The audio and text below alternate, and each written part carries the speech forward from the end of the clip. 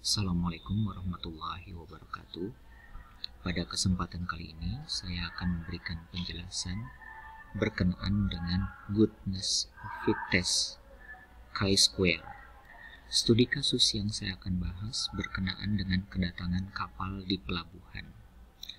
Di dalam tabel ini Anda melihat bahwa ada pihak tertentu yang melakukan dugaan sementara bahwa di bulan Januari, kapal yang datang ke pelabuhan tersebut 12% dari total kapal yang ada. Di bulan Februari, itu juga 12%, Maret 17%, April 20% dari jumlah kapal yang datang, Mei 24% dari jumlah kapal yang datang, dan Juni 17% dari jumlah kapal yang datang. Sementara itu, berdasarkan hasil observasi kedatangan kapal, di bulan Januari ternyata ada 20 kapal. Di bulan Februari 22, Maret 25, April 27, Mei 24, dan Juni 25. Kita akan mencoba untuk menguji apakah hipotesis atau dugaan sementara pihak tersebut yang memperkirakan bahwa kedatangan kapal di bulan Januari sampai Juni ini benar atau tidak. Caranya adalah dengan menggunakan goodness of fit test chi-square. Berdasarkan kasus tersebut, kita dapat membuat hipotesis, yaitu H0 dan H1. H1 itu adalah kebalikan dari hipotesis H0. Hipotesis H0 itu menyatakan bahwa pihak yang memperkirakan distribusi kedatangan kapal di pelabuhan adalah benar. Itu kalau sekiranya H0 diterima. Tapi apabila H0 ditolak, maka otomatis H1 yang diterima. H1 itu adalah pihak yang memperkirakan distribusi kedatangan kapal di pelabuhan itu adalah salah. Nah, berarti ini adalah kalau sekiranya H0 ditolak, maka H1 diterima. Lalu kita cek apakah pihak yang memperkirakan tentang kedatangan kapal, persentase kedatangan kapal dari bulan Januari sampai bulan Juni itu benar atau salah. Langkah pertama adalah kita menjumlahkan total kapal, ya. Nah, kita jumlahkan dari bulan, ini kan kedatangan kapal berdasarkan yang diobservasi. Nah, dari bulan Januari 20 ditambah Februari 22 ditambah Maret 25 tambah 27, 24 dan 25. Berarti ini ditambahkan. Ya, kalau ditambahkan di dalam Excel otomatis itu menggunakan sum. Ya, sama dengan sum dari mana? Dari sini sampai sini. Tutup enter. Berarti total kapal yang datang ke pelabuhan tersebut dari bulan Januari sampai bulan Juni itu adalah 143. Setelah itu kita menentukan ekspektasi namanya. Ekspektasi unhide. Oke. Nah, kita dapat 17 di sini. Dari mana? Ekspektasi itu adalah 12% dikali total dapat 17. Ya. Untuk Januari. Untuk Februari 12%, berarti kan 12 per 100 dikali total sehingga dapat hasilnya adalah 17. Nah, jadi ini formulasinya. Kalau kita ingin mencari bulan Februari, berarti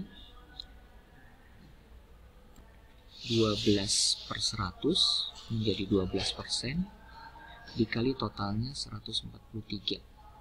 Sehingga dapat 17 unit kapal.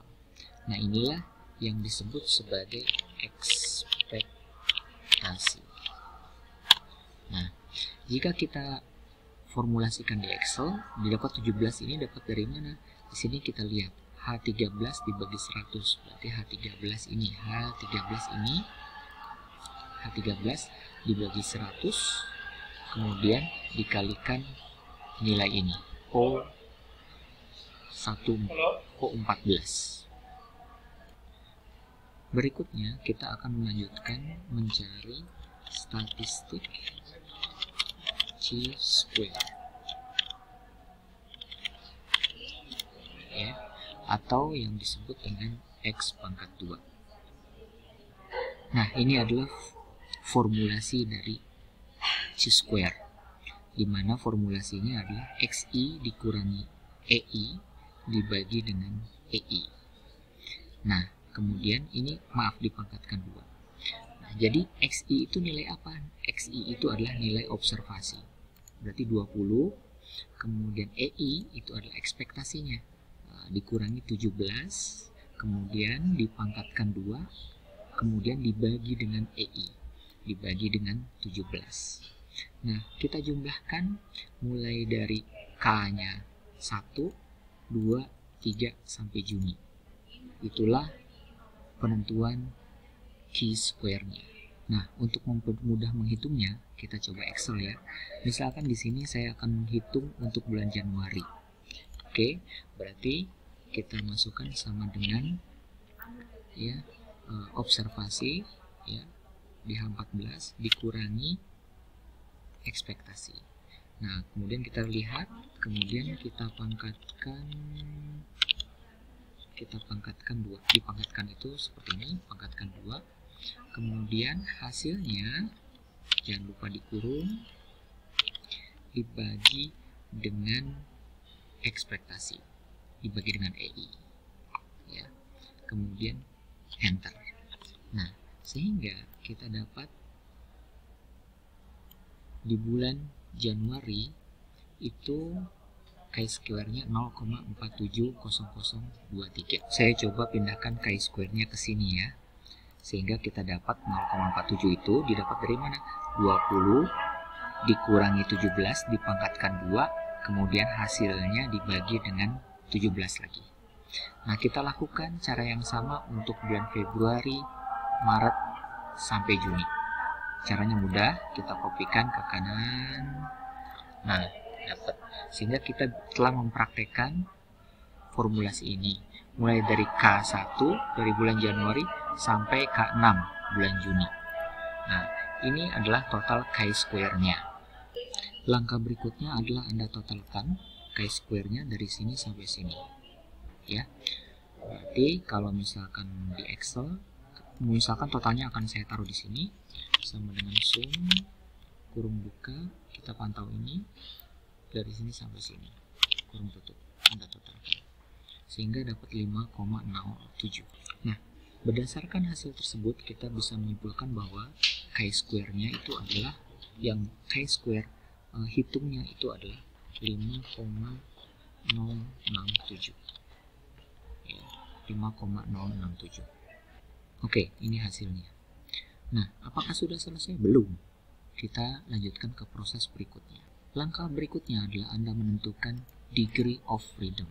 Degree of freedom itu mudah, formulasinya adalah N dikurangi 1. Nah, kebetulan di sini N-nya itu adalah ada 6 ya, Januari, Februari, Maret, April, Mei, Juni, berarti ada 6. Berarti 6 dikurangi 1. Hasilnya adalah 5. Berarti degree of freedom-nya itu adalah 5. Oh iya, ada yang belum diketahui. Di dalam kasus ini ditentukan bahwa alfanya atau signifikansi levelnya itu adalah 5 ya, 0,05.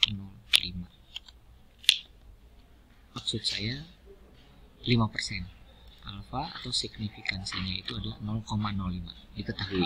Langkah berikutnya adalah kita menentukan atau melihat pada tabel chi-square. Nah, ini adalah tabel nilai kritis distribusi chi-square. Dari hasil perhitungan tadi kita memperoleh degree of freedom sama alfa. Kebetulan alfanya itu adalah 0,05, degree of freedom-nya itu adalah 6 kurang 1 dari 5. Nah, kemudian kita tentukan titik temu antara degree of freedom dengan alfanya tadi. Ternyata nilainya adalah 11,07. Nah, ini nilainya di sini. Berdasarkan tabel tadi diperoleh bahwa nilai chi-square-nya itu adalah 11,07. 11,07. Nah, jadi seperti ini. Nah, kemudian kita bandingkan hasil dari perhitungan chi-square dengan perhitungan chi-square untuk tabelnya. Kita lihat, ternyata yang dari tabel itu 11,07 itu lebih besar daripada 5,067. Nah, ternyata nilai hasil chi-square hitung itu lebih kecil daripada nilai chi-square yang diperoleh dari tabel tadi. Jadi nilai chi-square hitung itu lebih kecil daripada tabel nilai kritis tadi. Apa artinya? Kalau sekiranya chi-square hitung lebih kecil daripada tabel nilai kritis tadi, itu artinya adalah HO diterima. Apa arti HO diterima? HO diterima itu artinya adalah pihak yang memperkirakan distribusi kedatangan kapal di pelabuhan itu adalah benar. Ya. Tetapi apabila terjadi kebalikannya, misalkan chi-square-nya itu lebih besar daripada chi-square tabel, ya, atau misalkan chi-square tabel lebih kecil dari ini, maka kesimpulannya adalah HO-nya ditolak. Kalau HO ditolak berarti H1 diterima. Nah, pada kasus ini karena chi-square hitungnya itu lebih besar daripada kurang dari chi-square tabel, maka kesimpulannya HO diterima. Itu artinya pihak yang memperkirakan distribusi kedatangan di pelabuhan itu adalah benar. Dengan kata lain, distribusi ini is a good fit berdasarkan tingkat signifikansi alfa 0,05. Demikian penjelasan saya tentang goodness of fit test chi-square. Semoga bermanfaat.